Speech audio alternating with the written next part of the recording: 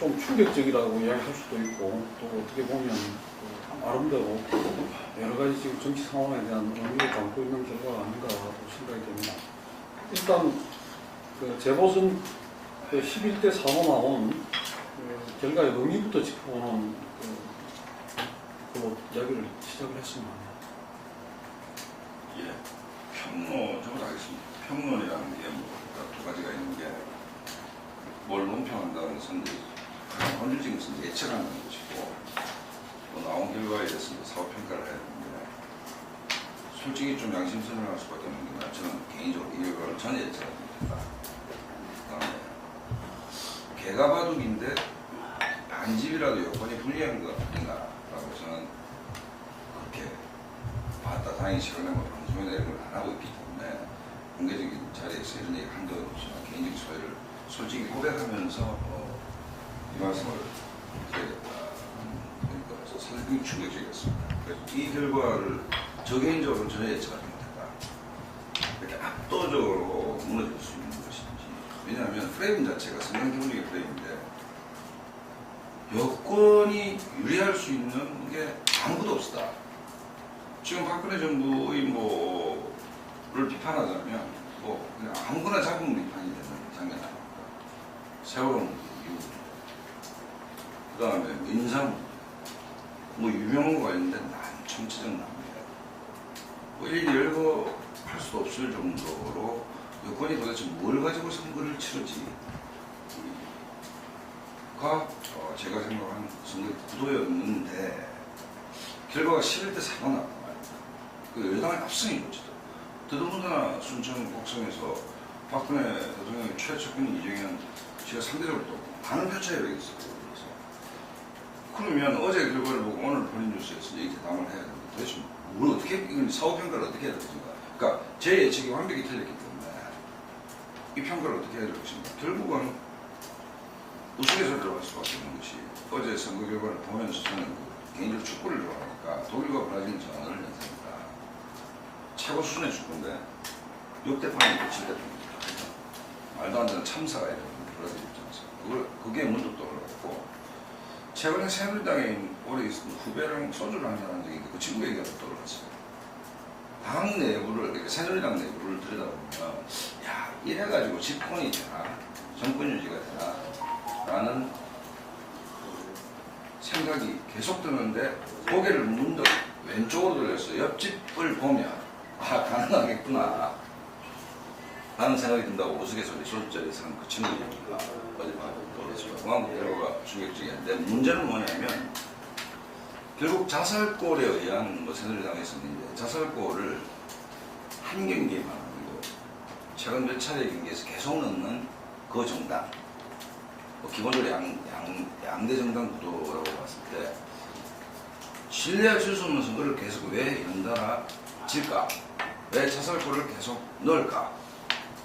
가 오늘 토론의 초점이 아닌가라는 생각이 듭니다. 그 이유는 뭐냐면 제가 비록 뭐 보수 평론가이지만 결국 정당 정치라는 것이 양당제가 국회에서야 사는데 생각보다 너무 허약하다는 거. 그 다음에 지속 가능한 정당으로 리빌딩이 될 때 도대체 어디서부터 무엇을 시작해야 될지 저 스스로도 감이 잘 안 오는 정도로 결국 이 문제는 지금 새정치민주연합 그게는 야당, 야권의 재편, 재구성 문제와 관련돼서 뭐 오늘 토론에서 결과가 날 거라고 생각하지 않지만 어쨌든 엄청난 숙제를 던져준 우선이었다. 뭐 이렇게 생각하고 싶습니다. 저도 뭐 예상 밖의 이제 결과를 좀 했다고 할 수가 있겠는데 특히 그 선거전 종반 들어서면서 뭐 이제 세월호 특별법 문제라고 것들이 뭐 사채라든가 여러 가지 여당한테 부담이 될 수 있는 사람들이 다시 이제 올라왔기 때문에 좀 판세가 마지막에 좀 이제 달라지지 않겠나 이렇게 또 실제로 여론조사들도 상당히 이제 경합지역이 좀 늘어나는 거로 그렇게 얘기를 전했고 그래서 저도 뭐 한 전체적으로 봐서 15곳 가운데 뭐 8대 7 아니면 뭐 7대 8 상당히 좀 접전 양상으로 결국 가지 않을까 예상했는데 그런데 그런 뭐 여당한테 악재가 될 수 있는 사람들도 다 덮여져 이제 버렸던 그런 이제 결과가 된 것 같아요. 그만큼 이제 야당에 대한 이제 심판의 선거가 돼버린 그 측면이 뭐 가장 이제 강하게 나타났다 얘기를 해야 될 것 같고요. 그러니까는 하나는 이제 그 공천 파동에서 드러난 계파 간의 어떤 그 극심한 갈등, 뭐 아주 이제 동작을 공천과 관련해서 이제 멱살잡이 장면까지 이제 등장을 한 그런 어떤 관용 자체가 결국 이번 선거를 끝까지 따라갔다 하는 결국은 이제 야당한테서 유권자들이 이제 등을 돌리게 만든 그런 결정적인 거였다고 보고, 그리고 이제 공천이 역시 이제 실패하는 공천이었다 이렇게 봐야 될 것 같아요. 그러니까 지도부가 새롭 전합 지도부가 이제 승부수로 던졌던 두 곳의 공천 동작을 하고 광주 광산을이 사실은 승부수가 아니라 바로 이제 최대 이제 악재로 내내 이제 따라붙었다는 거 이제 그 점이 얘기가 돼야 될 것 같고, 그래서 하나는 야당에 대한 심판의 측면이 워낙 강하게 이번에 분출이 됐다 할 수 있을 것 같고, 또 하나는 저는 새누리당이 선거 전략에서 이겼다고 그렇게 이제 봅니다. 얼핏 보기엔 상당히 이제 나이브한 전략으로 이제 뭐 비춰지기도 했었는데, 그런데 주요했던 것 같아요. 박근혜 마케팅을 이번에 사용하지 않았던 거, 그건 박 대통령 지지율이 이제 상당히 추락한 상태에서 이제 현실적인 다른 이제 턴을 한 거고, 전략적인.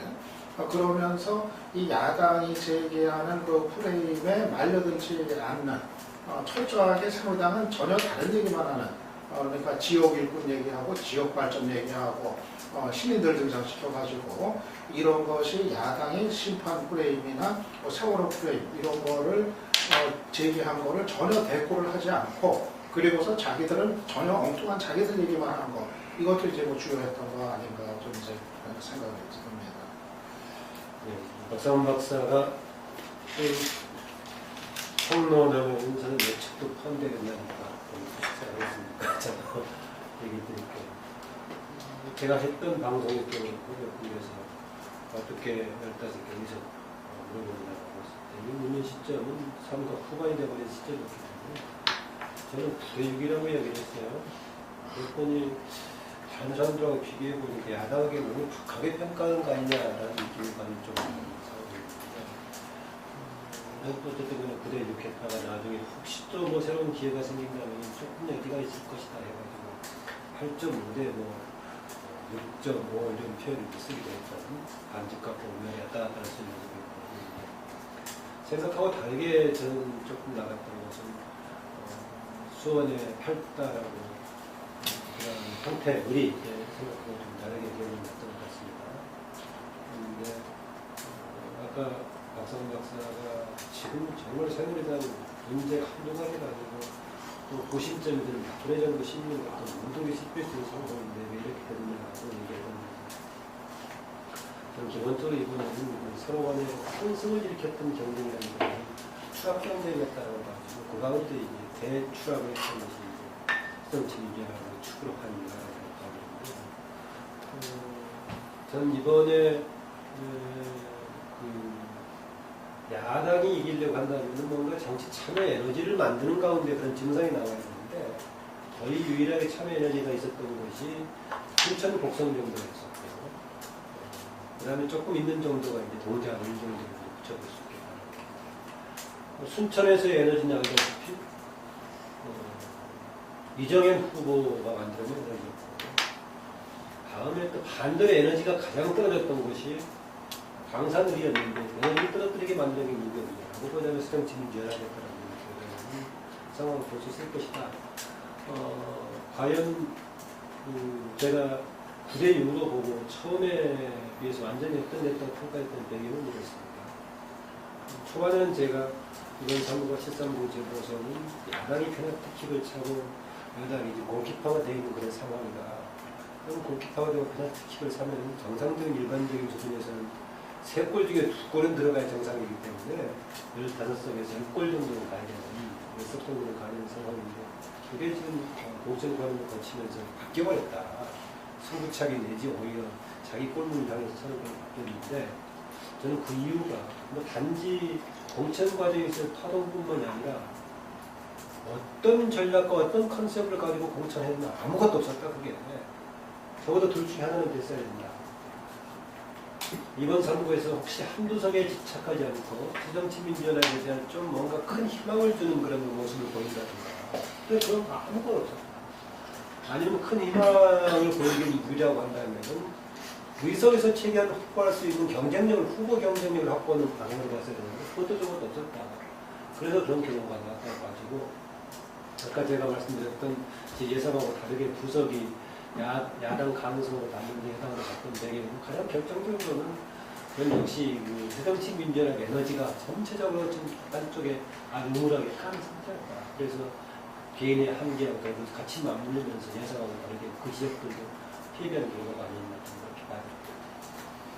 근데 이제 이 여야가 11대 서로 나왔는데 이게 여당의 승리나 야당의 참패나 했을 때 아마 야당의 참패다라는 부분 특히 예, 다 동의하실 거고 그러면은 저는 이번에 공천의 기준이 최적 최강 공천이다 이랬거든요. 지도부가. 그리고 재보선은 지도부의 몫이다. 지도부 책임지고 그 공천권 행사하고 거기에 대한 책임, 무한 책임을 지는 거다 이렇게 말했어요. 이게. 예, 그런데 과연 최적 최강의 공천을 했느냐? 저는 아니었다고 보는 거죠. 아마 그 과정에서 사실은 야권에서는 온갖 이 문제 제기가 있음에도 불구하고 선거 전에 시작돼서는 다 덮은 거죠. 일단 선거를 치르고 보자. 적정 분열이 있어서는 안 된다. 제가 많은 이 새정치연합 쪽에 이 의원들이나 이런 사람들을 우리 폴리스 인터뷰하기도 하고 개별적으로 제가 이야기 듣기도 했을 때 다들 이건 아니다. 하지만 이걸 잡아보면은 이건 적정 분열이고 누구도 침뱉고 이러기 때문에 전부 다 그냥 이 표정 관리 할 수밖에 없는 거죠, 이게. 예. 일단 선거를 치르고 보자. 이런 것을 치르는 거죠, 이게. 그래서 당의 가치와 어떤 미래를 위한 어떤 공천과 선거도 아니었고, 그리고 이 정말 최적 최강 후보로서 이 당선 가능성을 가장 중심으로 한 공천도 아니었고, 이 어떤 측면에서는 이 현재 지도부 양 공동대표, 김한길 대표와 안철수 대표만을 위한 공천 아니었나, 이렇게 보는 거죠. 그래서 아마 안철수 대표는 김한길 대표가 이 대선 후보, 그리고 대권 정치, 이게 부분에 대해서 이렇게 굉장한 신뢰를 이렇게 지금 가지고 있는 것 같고, 그리고 김한길 대표는 그 부분을 해낼 수 있는 사람이 지금 야권에서는 자기밖에 없다라는 속에서 마치 대권 당권 예를 들면 이런 식으로까지 아마 서로의 연대가 높아지는 수준에서 저는 이번 선거가 벌어졌다고 봅니다. 왜냐하면은 이미 지난 지방선거에서 이 지도부는 저는 참패했다고 봐요.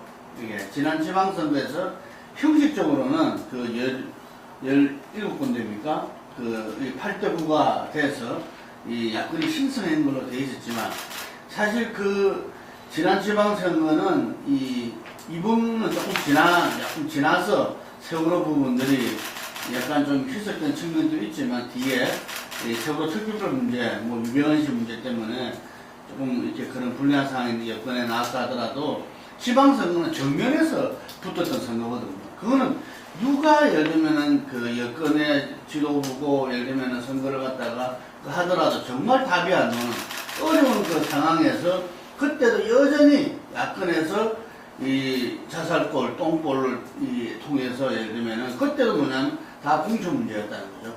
이게 공천 문제였고 이 대선 패배를 갖다가 그만큼 이렇게 반성하고 극복하자고 해서 숱한 세미나와 예를 들면은 회의와 이런 부분들 통해서 했을 불과 그런 부분들이 전혀 이렇게 극복되지 않은 상태에서 지방선거를 치러서 그때도 다 덮자. 그러니까 저는 새정치민주연합이 이제는 깨져야 한다. 제가 옛날에 민주당이 깨져야 한다 했는데 왜 깨져야 한다면 지방선거 끝나고 나서 다들 침묵의 이 정치, 우리가 양들의 소리 뭡니까? 옛날에 영화에 나왔던 양들의 침묵. 네? 양들의 침묵. 그걸 보는 거 깜짝 놀랐어요. 왜냐하면 이 지방선거에서 왜냐면 누군가 책임을 지고 야권에서 이거는 승리가 아니다. 우리의 패배다. 그 책임을 지겠다고 나서야 되고 특히 그 안철수 이 대표 같은 경우는 대선을 바라보는 입장에서도 정말 자기가 초년병으로서 이렇게 그 여러 가지 문제점에 대해서 책임을 통탄하고 백의종군의 길을 걸어서야 된다고 했는데 뭐 아무런 일이 없다는 것이 마치 정말 지도부에서는 승리한 거다. 폄하하지 마라. 예를 들면은 그쪽에서 나온 이야기는 폄하하지 마라고 이렇게 나왔어요. 우리의 승리를 갖다가 그 적군이다. 뭐 심지어 그래서 그걸 보고 야 지금 저기 이 새정치연합이 좀 정말 새롭게 거듭날 수 있을 건가 이렇게 상당한 우려를 했더랬고 거기에는 지도부뿐만 아니라 예를 들면은 그 정세균 그 전 대표라든지 손학규 전 대표라든지 당의 그 친노라든지 당의 일정 정도 어떤 그 지분과 역량을 세력을 갖고 있는 부분들이 다 거기 동의해버렸다는 거죠. 예를 들면은 그래서 저는 이 친북의 카르텔에는 이 지도부만 그런 게 아니다. 그래서 새정치민주연합이 정말 건강한 그 야당, 새로운 어떤 수권 정당으로 나가기에는 그 한계가 명확하다. 왜냐? 깨져야 될 정당이 깨지지 않고 계속 자기 세력을 연명하면서 부추는 식으로 해서 와가지고는 도저히 안 된다. 그래서 그 부분들이 이번 선거에 드러났다. 저는 처음에 이 9대 4대 2, 그 다음 7대 3대 5, 마지막에 7대 6대 2로 이렇게 그 예측을 했더랬는데, 이 11대 4가 나왔는데, 그 중에서 이제 가장 컸던 게 암묵적으로 저도 그 순천 곡성에서 아마 여당 이 정보보고에도 거의 나와있어요. 여론조사에서는 이정현 후보가 이기는데, 설마 그럴 일 있겠나? 자기들도 열세로 분류했다는 거예요. 예를 들자면은.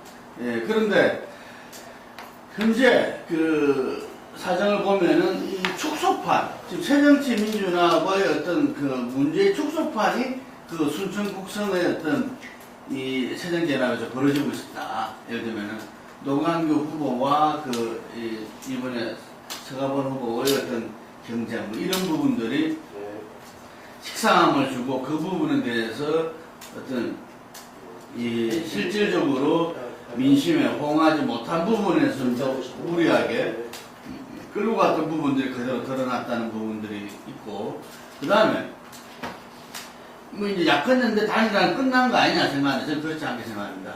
이게 그래서 실제로 많은 사람들이 지난번에 새정치민주연합이 될 때, 민주당과 새정치연합이 합해질 때 그때 정의당도 같이 했어야 됐다. 실제로 같이 하는 수순이었대요. 그런데 마지막에 엉키면서 같이 못했다는데, 왜냐하면 정의당에 지금 계신 심상정, 노회찬, 천호선 뭐 이런 분들은 이게 현재 새정치민주연합과의 노선 가치 이 부분에 대해서 이 정당 정치적 측면에서는 늘 동의하는 분들이기 때문에 이게 못할 이유가 없었지만 여러 가지 문제에서 같이 하지 못했다는 거예요.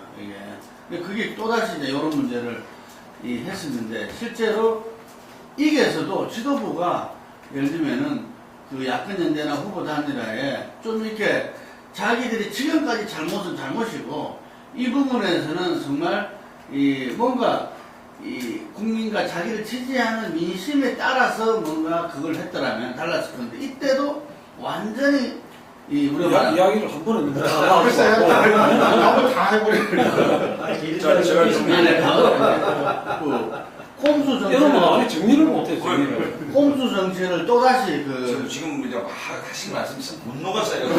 정말 이쪽에서 꼼수 정치를 또다시 했다는 것이 문제지, 야권연대와 후보 단일화 문제는 아니었다고 저는 이렇게 봅니다. 그래서 결론적으로 말하면은 이 참패의 원인은 지도부에 있고, 그 지도부뿐만 아니라 새정치민주연합을 형성하고 있는 주요 정치 세력의 모두에게 있다. 그러니까 새정치민주연합 모두에게 있다는 이야기죠. 이게. 맨 뒤에만 쓰면 됩니다. 그래서 정말 이 당을 갖다가 어떻게 끌고 가야 될 건지, 예를 들면은 좀 세수는 세부대라는 부분들을 다시 한 번 더 올려야 되지 않나 이러고.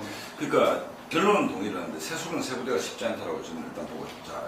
그러니까 우리가 정치 소비자인 국민들이 물건을 살 때, 그러니까 야권의 숙제가 이른바 대한정당, 수권정당, 그 다음에 정권을 맡기도 할만하다는 정당이라는 확신을 줘야 될 거 아닙니까? 그래야 이쪽 당이 잘못했을 때 이쪽 당의 물건을 사잖아요. 그죠? 그런데 지방선거에서 이후 보면, 그러니까 지방선거에 저는 야권이 패배했다고 내용적으로 저는 그 당시 돌아갈 때 다들 그렇게 말씀하시지 않습니까? 숫자로는 하나이겠지만 내용적으로는 진선거다, 전면전이었는데, 근데 어쨌든 지도부는 패배하지 않았다라고 얘기를 했어요. 그건 그럴 수 있다고 봅니다. 9대 8인가 그래 됐으니까. 근데 이후에 보면 비록 새누리당은 당은 당규에 나와 있지만 역동적인 전당대회로 갑니다. 그 다음에 김우성 대표, 서청원 대표 치열하게 어쨌든 노선 싸움을 한다고. 이게 뭐 3년 6개월 만에 어쨌건 저편에서 그 다음에 비주류인 김우성 대표가 압승을 하는 일종의 정치 일정을 진행을 합니다. 하고 새 지도부가 만들어졌고, 그러니까 이 문제는 악재가 겹쳤음에도 불구하고 안정감을 국민한테 분명히 주고 있다고 저는 봅니다. 정말 저 보수정당 쟤들은 지방선 끝나고 전대를 진행을 했고, 전대의 메인 주제가 박근혜 대통령의 리더십 문제뿐만 아니라 당청 관계를 어떻게 해야 될 것인가 라는 쪽으로 일단 옮겨갔고, 그러니까 이 문제는 소비자들이 봤을 때 굉장히 안정적인 모습을 보여준다. 저당 새누리당에 대해서. 그 다음에 뭐 여러 가지의 어떤 현안에서 잘못한 것도 있고 뭐 있지만 어쨌든 쟤들은 대략 견적이 나오는 정당이다. 대충 저렇게 하구나.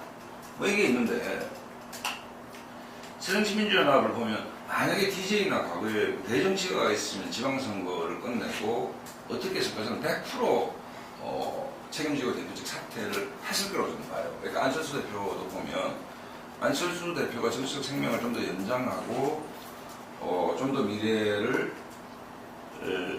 위해 자기 내공을 키우려고 한다면 오히려 6.4 지방선거 이후에 정말 야권 지지자들이 기대하는 만큼의 성과를 못 내서 죄송하다라고 해서 빠져버렸다면 훨씬 더 본 개인적으로나 범야권에서 잠재적인 어떤 대권 주자, 그러니까 활용 가능한 자원 이런 측면에서 안철수의 생명력이 좀 더 지속 가능할 수 있었는데 극단적인 아마추어리즘을 보여줬고 지방선거에 대한 평가도 잘못됐었고, 그다음에 두 대표의 처신도 문제가 있었고, 뭐 그러면서 사실 이 뭐 사후 평가긴 하지만 이번 보궐선거 패배를 예고한 거 아니냐 이렇게 저는 보고, 또 하나는 문제는 아니 그렇게 이야기를 한 가지씩 하고 넘어갑니다. 그래서 얘기가 막 아니 지금 요 부분을 아니 제가 말씀드릴게요. 그러니까 중국 대표할 때 그 얘기하기에 박상은 아니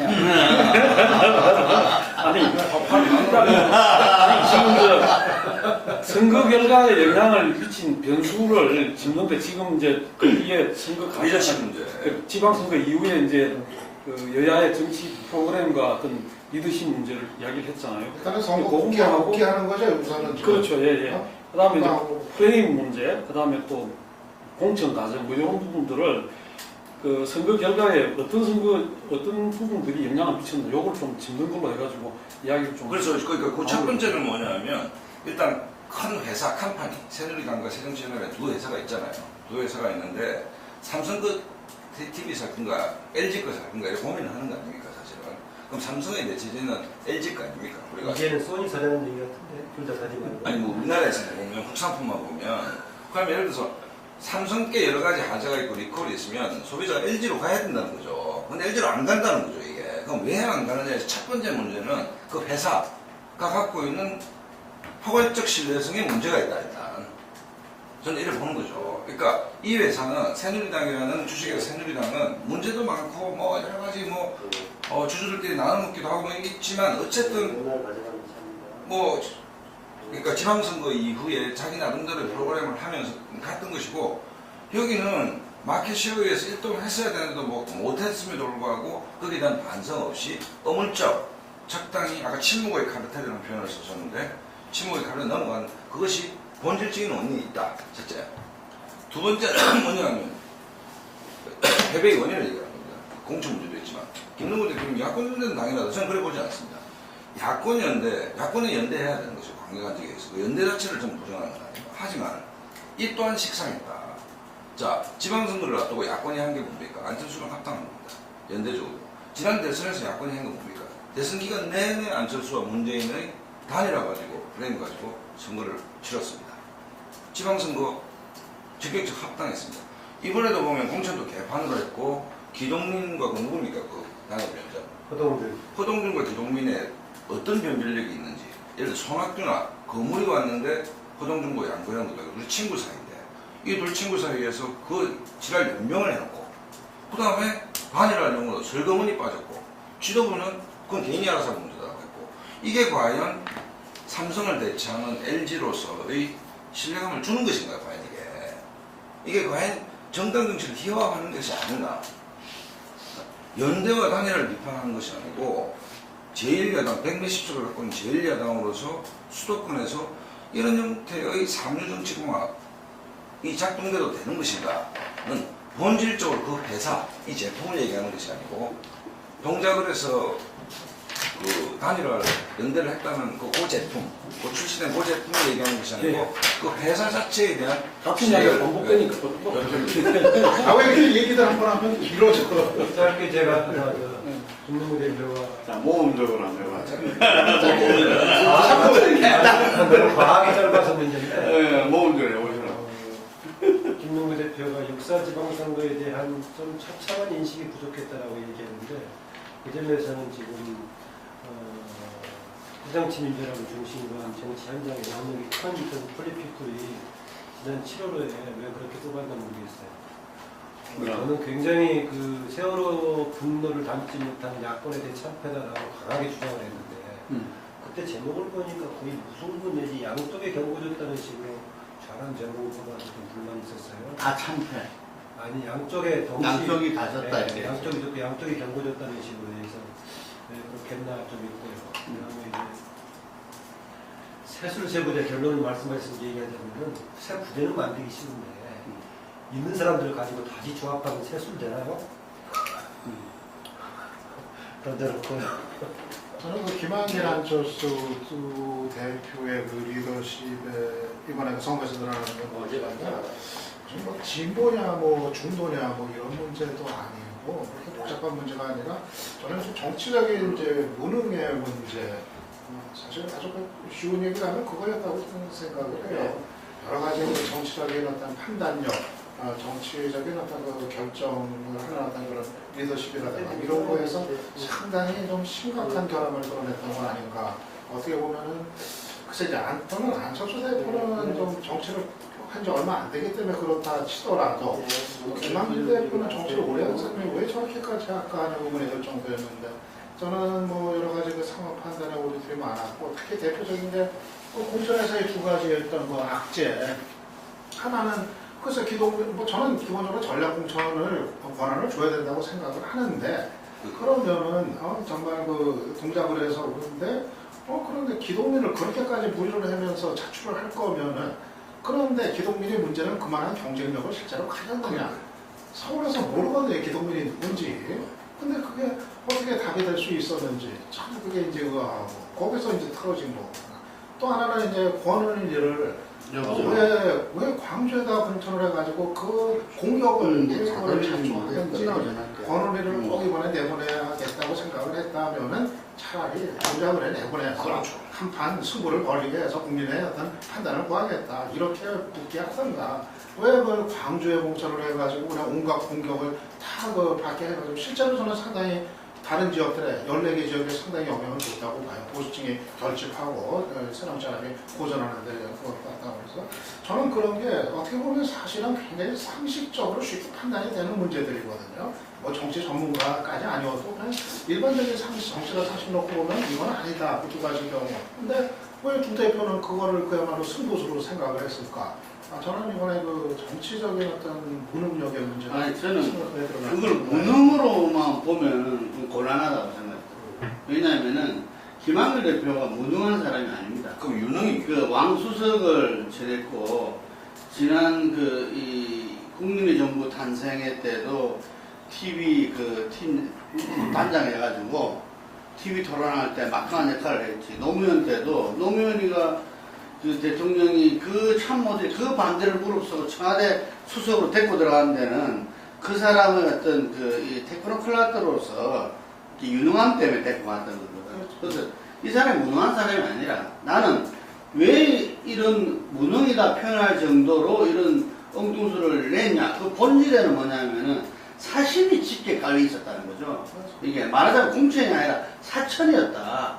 예를 들면 이번 새정치민주연합의 이 전략공천은 예를 들면 딴 사람들이 이렇게 예측 못하는 게 최고의 전략이었다.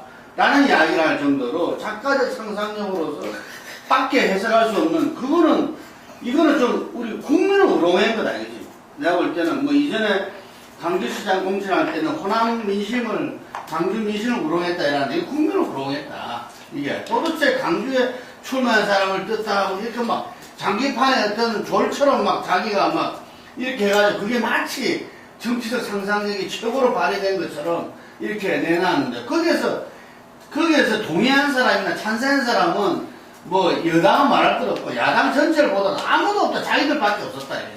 그게. 그리고 그걸 말해야 되는 사무총장 대변인밖에 없었지.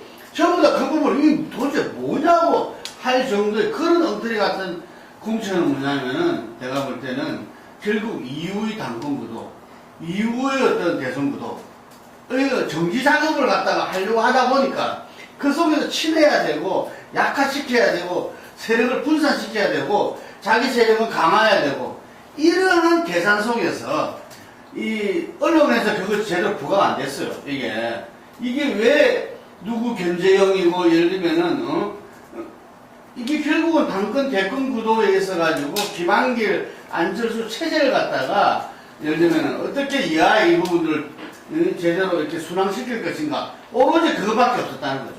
제가 볼 때는. 그래서 그 점이 이번 공천의 핵심이었고 그렇기 때문에 뭐 좀 심하게 이야기하자면은 정기 은퇴까지도 고려해야 된다. 그거 네. 봅니다 저는. 관련 얘기 제가 두 가지 이렇게 공천에서의 문제는 그냥 공천 자체 문제에 그친 게 아니라 야당이 박근혜 정부하고 여당에 대해 비판한 논거 자체를 없애버렸다는 겁니다. 박근혜 대통령의 국정 운영을 두고 지금까지 독단 또 불통 얘기를 해왔는데 이번에 공천 과정이 도저히 상식적으로 이해가 안 되는 것이기 때문에 야당 자체가 사실은 불통 독단이 되어가지고 비판의 논거를 없애버려서 야당의 비전을 근본적으로 무너뜨리는 그런 상황이 되어버렸다고 생각하고 또 하나는 제가 그 김한길 대표가 아이디어 좋은 사람이라고 알고 있는데 왜 이 사람이 이렇게 상식적으로 이렇게 어긋나는 것을 했을까라는 것을 제가 공적인 질문도 던지고 있어요. 혹시 이것을 국민과 여당을 상대로 한 전략이라기보다는 내부 개파 전략에 집착하다 보니 그렇게 된 거 아닌가 했는데 오늘 김문국 대표 얘기를 들으니까 무슨 안철수의 장기적인 대권 논의니까 본인의 당권 유지 뭐 이렇게 해서 나왔다라고 하는데 또 그렇게 설명한다면 좀 그렇구나라고 이해가 되긴 하는데 그렇지 않았다면 정말 문제가 이해가 안 되는 그렇게 이야기를 하더라도 결과적으로 이게 기동민을 거의 공천을 했지만 기동민 경쟁력이라는 것이 노회찬에도 못 미쳐가지고 결국은 노회찬한테 양보를 할 수밖에 없었고 근원이를 강조해 받았지만은 강산이 굉장히 투표율이 상대적으로 평상시 높은 지역인데 광주 시민들이 외면하고 투표율이 지극히 낮았다. 22%밖에 안 됐고 거기에다 60% 얻었으면 10%밖에 안 되는 그런 14%도 안 되고 득표를 얻었던 거에 지나지 않았거든요. 그러면 결국은 이건 뭐냐 하면 자기들이 머릿속으로 계산했던 거하고 실제로 선거 결과가 나타난 거하고 전혀 다르고 이제 그랬기 때문에 그 부분에 대해서는 책임을 제가 질 수밖에 없는 거 아니냐 그렇게 생각이 되고 두 번째는 그 점은 어떻다고 봅니까? 지금 여당이 세월호 아까 잠깐 말씀하셨지만 세월호 문제를 야당이 세월호 심판론을 제기를 했는데 그걸 비껴가면서 이제 차경환 장관이 경제 이야기를 하고 또 각 후보들도 이제 주로 경제에 관한 이야기를 많이 했단 말입니다. 그러니까 이정현 경우에도 뭐 최근 축단을 사주겠다든가 뭐다 지역의 경제 개발 공약들을 많이 내세우고 있는데 수영복사는 이거하고가 이 프레임에서 그 경제가 먹혔다 뭐 이런. 저는 이명식 선배님이 내가 그 다음 얘기 핵심을 지적한 게 굳이 성인을 찾자면 새누리당이에요. 난 최경환 프레임이 굉장히 컸다고 봅니다. 왜냐하면 인사 문제에 대해서 박근혜 정부가 할 말이 없죠 사실은. 뭐 총체적 난맥이었다는 거. 그다음에 아직도 뭐빈 문광부 장관은 없지 않습니까? 그러니까 그 인사 문제에서 박근혜 정부는 충분히 비판받을 수 있는 여지가 많은데 다만 하나 문제는 세월호라는 프레임이 있습니다. 있는데 또 하나는 뭐냐면 국민이 먹고 사는 문제에 대해서 뭐 지금 복지를 해야 되냐 성장을 해야 되냐 이 논란 말고 어쨌든 최경환이라는 사람이 시장에 명확한 사인을 줬다는 거죠. 그 다음에 최경환이면 최경환의 노선에 찬성을 하든 반대하든 최경환 노선은 무엇이고 일단 강력히 부양을 하겠다는 것이고 경제를 하여튼 총력을 살리겠다는 것이고 최경환 밑으로 선 라인업 국세청장이나 쭉쭉 이 라인업이 시장 국민들한테 오른쪽으로 간다 부양하겠다 라는 확고한 사인을 준 부분이 새누리당의 민생들하고 좀 맞아떨어지는 측면이 있다고 봅니다. 아니 저는 그게 버럭해 좀 주고 앞으로와 관련해서 상당히 지금 그 문제가 핵심적인 문제, 굉장히 중요한 문제라고 생각하고 하는데요. 저는 굉장히 좀 야권의 앞길과 관련해서 복잡하고 좀 어려운, 그러니까 이번 그 평가도 사실 단순한 문제가 좀 아닌 것 같고 그런 정신이 된 것 같아요. 이 세월호 대 뭐 경제 활성화 이를테면 뭐 그렇게 뭐 대비를 뭐 시켜볼 수가 있을 것 같은데 저는 이제 야당이 이번에 그 참패를 했다고 해가지고 그러면은 야당이 앞으로 그냥 더 적극적으로 싸우면 되는 거냐. 지금 뭐 SNS에 보면 그런 발언들이 많이 나오거든요. 실제로 야당이 안 싸우니까 이런 거 아니냐. 세월호 가지고 왜 끝장을 못 보느냐. 그러니까 심판받은 거 아니냐. 저는 또 그거는 아니라고 생각을 해요. 현실적으로 눈을 돌려봤을 때. 실제로 세월호가 이번에 별 영향을 못 줬다는 거 물론 일면적인 평가일 수도 있지만 실제로 보면은 기류가 좀 달라진 거는 느껴져요. 여론의 그 체감이. 잊혀서는 안 된다는 사람들이 여전히 많이 있고, 근데 반대로, 이제 그쯤 했으면 되는 거 아니냐. 이제 조금 이제 그 정도 하고 좀 딴 얘기 하자. 이런 층들이 상당히 늘어났어요, 실제로 보면. 그러니까는 지금 두 여론의 반응이 공존하고 있는 상황으로 좀 변화가 된 거는 사실인 것 같아요. 그래서 저는 이런 상황에서 새누리당에 얘기한 경제 활성화가 상당히 먹혀든 면이 또 있다 생각을 하고. 그러니까 저는 지금 야당 입장에서는 이게 다 유효한 거예요, 이게. 네? 세월호만 가지고 뭐 끝장을 본다고 해가지고 이게 뭐 국민들이 알아주는 것도 아니고. 그렇다고 야당이 세월호 덮어두고서 이쯤 했으니까 그만하자고 경제 얘기만 더 할 수도 없는 것이고. 다 갖고 가야 되는 건데. 저는 그냥 이게 뭐 단지 열심히 더 적극적으로 투쟁을 하면 된다. 그러면 야권의 살길이 생긴다. 전 이건 아니라고 보고. 우리가 지난 대선 거치면서 좀 확인했던 건 여전히 유효하다고 생각을 해요. 하나는 야당이 확장성을 가져야 된다는 거. 그거 없이는 선거에서 백날에도 계속 진다는 거. 이거 여전히 유효하다고 생각을 하고. 그리고 또 하나는 그때 대선 때 나왔던 역시 그 생활적인 문제, 국민들의 먹고 사는 문제, 경제 문제 이거 챙겨줘야 된다는 거. 대안을 제시해야 된다는 거. 이것도 여전히 유효하다고 생각이 되거든요. 근데 이번에 선거 치는 과정에서 이거는 또 다 상당히 잊혀졌던 것 같아요. 결국에서 원점으로 이제 돌아가는 건데 저는 지금 새정연제 지도부가 물러나야 된다고 생각을 하는데 그건 아까 얘기한 것처럼 선거 패배에 대한 직접적인 책임이 있기 때문에 물러나는 거고 근데 야당이 그러면 앞으로 어떤 길을 가야 될 거냐 어떤 노선으로 이거는 좀 이렇게 간단한 문제는 아니고 상당히 어렵고도 좀 복잡한 여러 가지들을 좀 종합적으로 고려해야 되는 거 아닌가 저는 좀 그런 생각이에요. 그 이후 진로와 관련된 나중에 좀 말씀드리려고 하고요. 지금 선거에서의 전략하고 프레임을 좀 말씀하시는데 어느 쪽이 좀 나은 전략이었느냐. 저는 이게 무슨 뭐 최경환의 경제 전략이 먹혀 들어가고 안 먹혀 들어가고 이런 차원이 아니라 야당이 주저하는 데서 비롯된 것이지 무슨 뭐 여당이 파지티브하게 무슨 뭐 어느 정책 전략이 성공한 것은 아니라고 평가하고 싶습니다. 이게 왜 그러냐면 이게 제가 이번 재보궐선거에서 유일하게 지금 정치 에너지가 나타나게 된 것은 거의 순천 곡성 정도고 나머지는 31.9% 투표에서는 아주 소극적인 정치차 현상이었다고 합니다. 그 점에서는 새누리당을 적극적으로 지지하는 소수派에 관행적으로 참여하는 이런 결과가 나올 수가 있었다라고 그러지 않겠습니까? 그 점에서는 저는 그 상식으로부터 아주 일탈된 수정치 민주화를 중심으로 한 야당의 행태가 이걸 빚어낸 것이지 그렇지 않았다. 그 점에서 보자면 초반에 그 박근혜 마케트를 완전히 회피하려고 했던 김무성 대표 등도 막판 2, 3을 남겨두고는 박근혜 정부의 안정적인 운영을 위해서 안정 강화를 밀어달라고 했던 것을 저는 그렇게 판단했어요.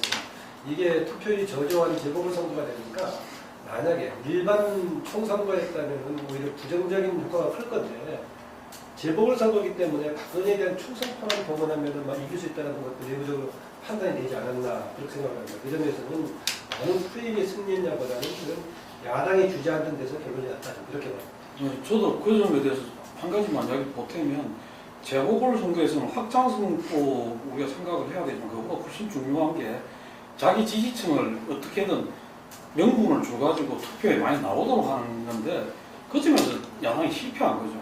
그러니까 그 지지층조차도 외면하게 만드는 그게 단적으로 나타난 게 광주 광산 같은데 22.몇 %의 투표율 그걸 하고 이제 동작 같은 경우에도 막판에 900몇 표였다면 뭐 단일화를 안 했으면 뭘까 단일화를 한다고 했으면 훨씬 더 명분 있게 단일화를 시켜주고 그걸 그 힘을 합쳐갖고 백업을 하고 했으면 시너지가 나도록 해야 시너지가 나고 넘어설 수 있었죠. 근데 뭐 단일화는 우리는 상관없는 얘기다 하고 지도부가 오히려 힘을 빼고 완전히 그 물타기를 하는 그런 역극으로 갔단 말이에요. 그러다 보니까 그 야당표가 결집이 안 되는 그런 거가 이번에 작용한 거 아니에요? 야당 참사의 근본적인 원인은 아까 김환 박사님께서 이야기한 제가 볼 때는 공자가 춘추전국 시대 이야기한 50보 100보의 고사하고 딱 맞는 이야기다.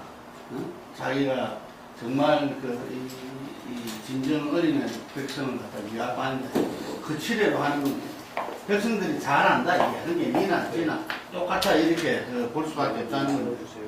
여야에 있어서 예를 들면은 뭐 세월호 심판론이든 그 박근혜 정부 심판이든 이게 먹혀들려면 야당이 심판할 어떤 자격과 능력 이전에 심판할 수 있는 어떤 자격을 부여하고 그게 예를 들면 정말 저 사람들이 현재 능력 부족하더라도 저기 힘을 줘야 되겠다는 게 있는데 그게 아니었다는 게 저는 굉장히 제일 그냥 이 기본적인 어떤 이 문제다 이렇게 생각하고요. 그리고 조금 이렇게 선거 전략적인 측면에서 전략 전술적인 측면에서 보면 지난 대선에도 보면은 박근혜 대통령 대선 후보 같은 경우는 빨간 운동화 우리가 알다시피 이것을 20대를 공략했어요.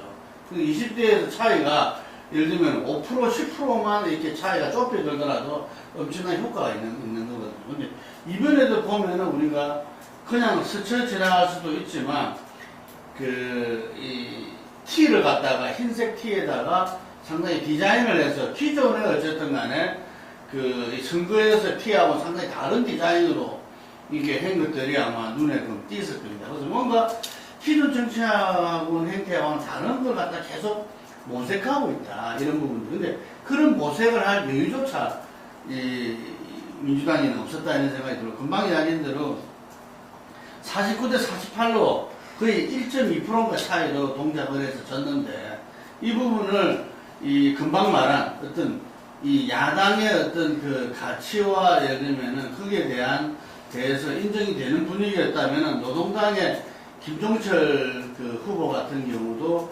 이 정의당의 뭐 노회찬 후보랑 같이 정당 활동을 한 사람이고 그런 분위기 같으면 막판에 이 사람이 1% 정도 받았어요. 1.4%. 게 차이보다 더 많이 받은 거죠. 그리고 아까 말한 대로 그 단일화 부분들도 이 어떤 당 지도부에서 그렇게 된 마당에 정식으로 했다면은 이 인쇄되기 전에 만약에 했다면은 이 집권표도 역시 1% 이상 이렇게 나왔기 때문에 저는 이 모든 것이 어쨌든 간에 현재 야당으로서 자기 기능을 갖다가 역할을 하지 못하면 그 있는 거고, 새누리당은 금방 말한 대로 그 전당대회나 이런 부분에서 자기 어쩔 수 없는 한계 속에서, 한계는 명확하죠. 근데 한계 속에서 그 나름대로 최선을 다해서 자기 지지층들은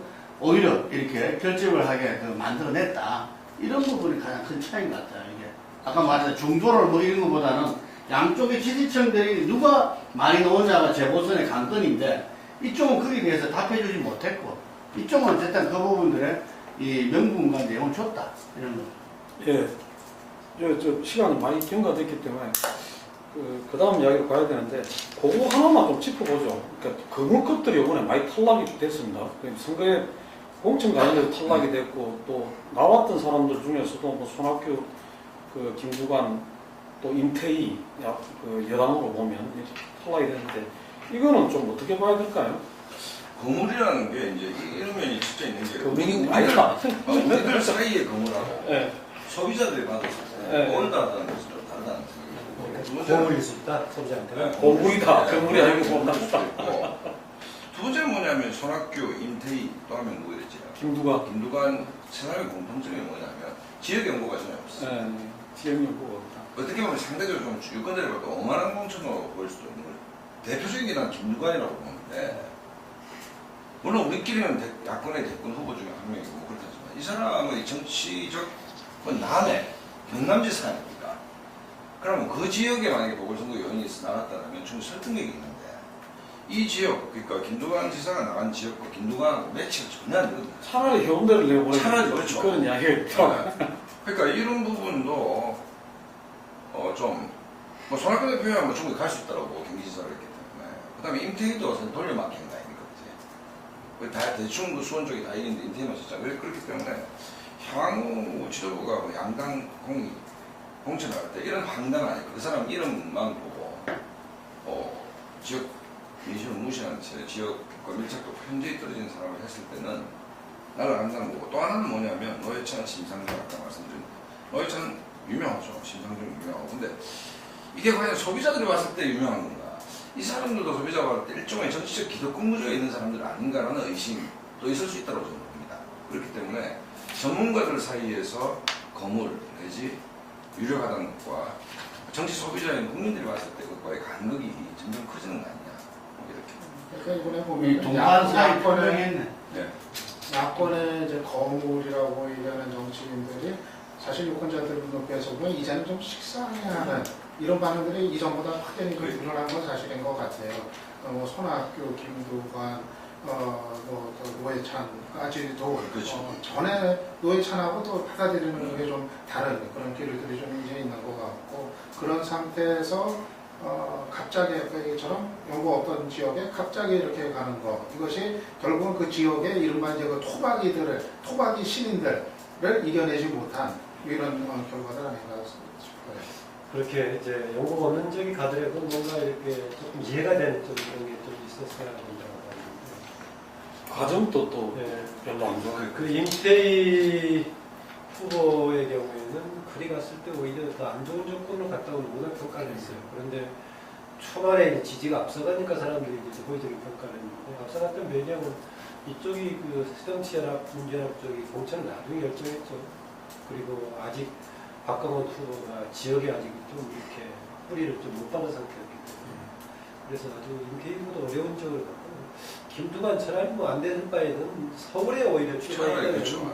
명분이라든가 본인의 정치 생명을 위해서 했을 것인데, 김프로 가가지고 아니, 여권을 본인은 서울을 처음에는 엄청나게 원하고 대표 그 다음에 최고위원들한테 다 오케이 받았다고 했어. 근데 서울이라는 것이 동작을. 여러 군데 한순간에 있는 절로 거죠. 정의됐거든. 근데 서울이라는 것이 여러 개 있는 것이 아니고 딱 하나기 때문에 그걸 이제 정확하게 결단을 내려서 또 평가를 했어야 되겠죠.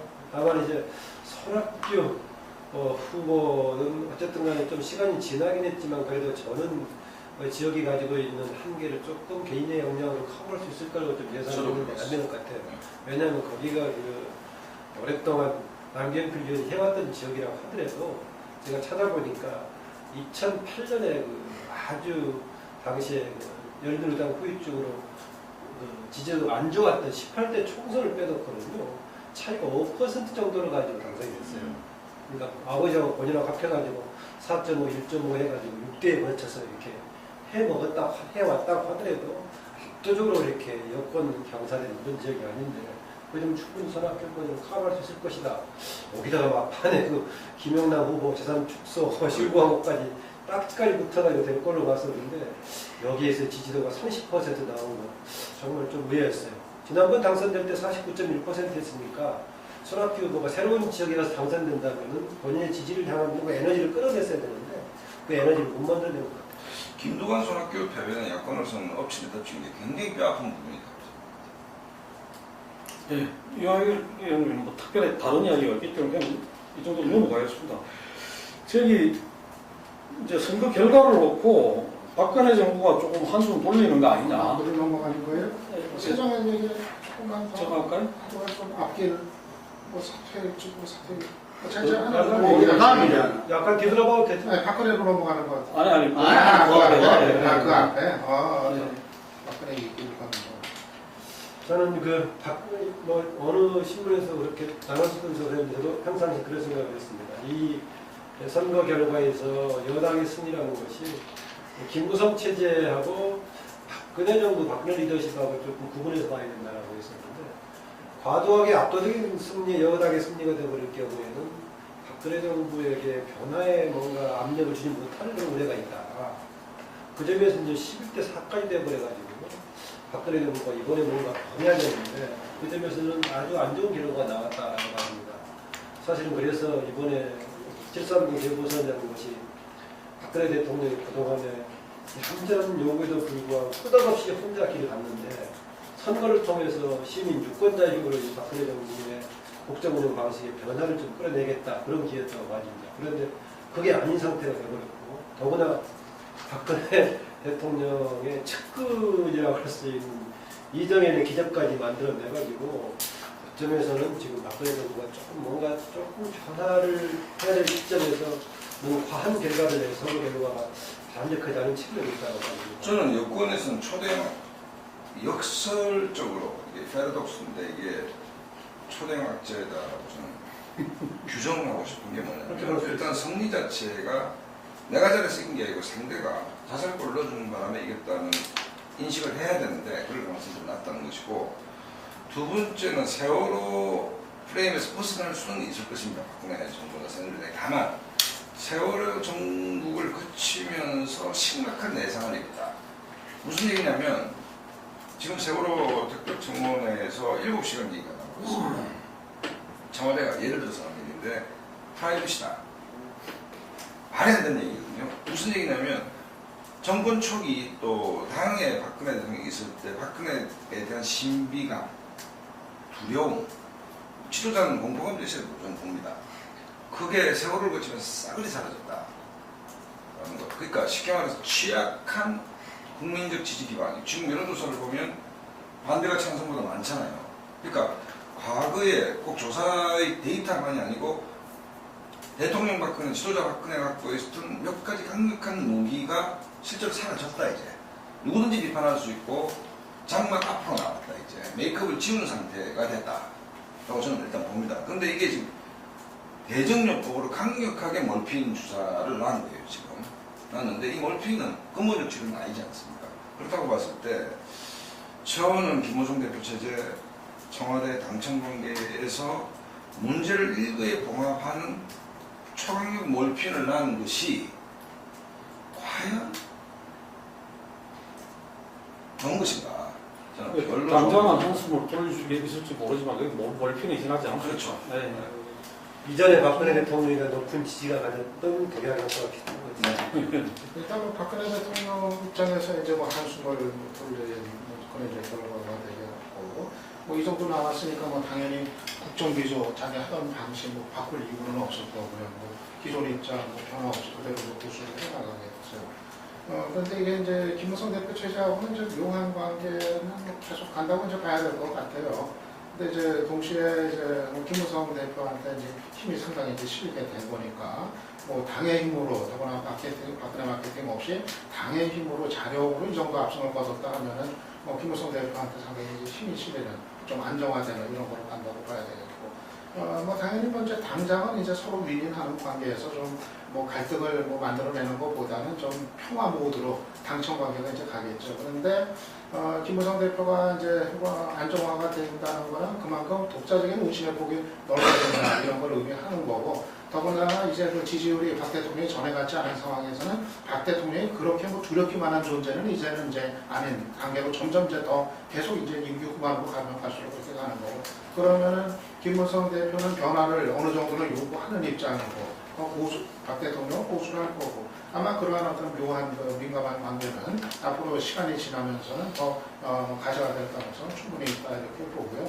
문제는 이제 20개월 동안은 이제 뭐 선거가 없으니까 뭐 그런데 결국 이제 지금부터 이제 다시 시작하는 게 되겠죠. 지금 이제 청와대하고 이제 새누리당이 지금 이제 하는 방식, 국정운영 방식이 지금부터 이제 하나씩 다시 시작하는 건데, 20개월 후에는 또 이제 16대 다음 총선에서는 어떤 결과가 이제 나올지 그건 뭐 누구도 지금 이제 뭐 알 수 없는 거니까는 놓고 해봐야 될 것 같아요.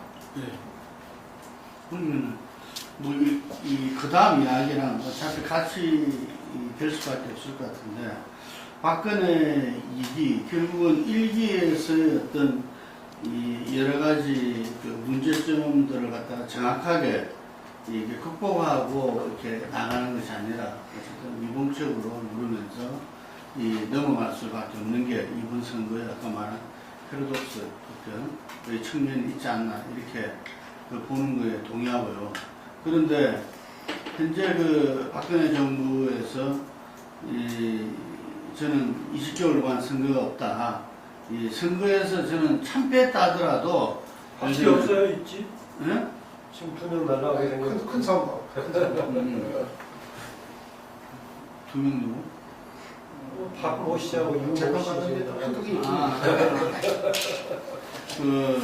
하여간에 그래서 저는 박근혜 정부 2기가 정말 경제를 살리고 국가 혁신을 갖다가 매진하겠다 이렇게 이야기를 했는데, 이 부분을 이제 제대로 해낼 수 있을 것이냐, 이게 이 부분이 그 박근혜에 대한 지지에 담겨 있던 어떤 기대감 부분들이 아마 내년 되면은 저는 그 기대감이 그 어떤 인내를 갖다가 좀 이렇게 그 인내 시기를 끝나고 표출될 것이다 이렇게 봅니다. 그래서 이 선거는 아니지만 정말 박근혜 정부의 실제 어떤 이 성과 가업으로서 평가받는 시기가 닥칠 거라는 생각이 들고요.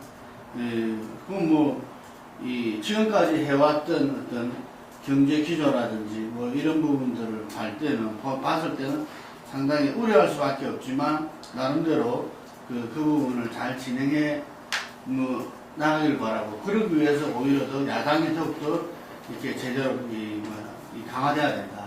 뭐 새로운 모습을 하든 어쨌든 간에 강화돼야 이렇게 박근혜 정부한테도 플러스 될 것이다. 뭐 이런 점을 박근혜 정부 2기가 예를 들면은 잘 인식하고 어떤 아마 그 부분에 김무성 체제가 윈윈하면서도 자기 역할을 갖다가 컨셉을 어쨌든 여의도 정치의 부활 이런 부분들로 가져갈 수 있다면은 이렇게 박근혜 정부도 여타 정부처럼 이렇게 말기에 이렇게 고생하고 한 정부가 아니라 나름대로 어떤 역할을 다한 정부가 되지 않겠나 싶은데, 그런 부분이 상당히 쉽지 않아 보인다. 예, 그냥 조금 후에 또 다시 이야기가 있을 거니까.